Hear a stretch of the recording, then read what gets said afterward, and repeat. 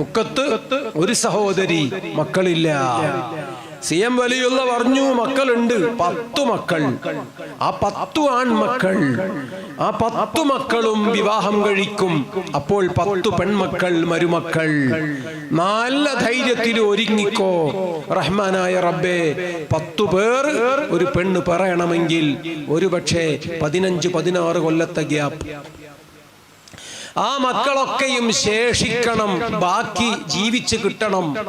അത് പഴയ കാലമാണ്. അസുഖവും വെപ്രാളവും രോഗങ്ങളും ചികിത്സയില്ലാത്ത നമ്മുടെ നാടൻ സാഹചര്യങ്ങളും ഇല്ല.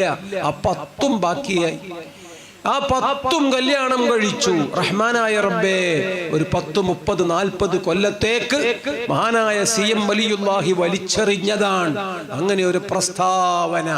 അതങ്ങനെ തന്നെ ക്ലിയറായി എല്ലാ അർത്ഥത്തിലും കാണുക.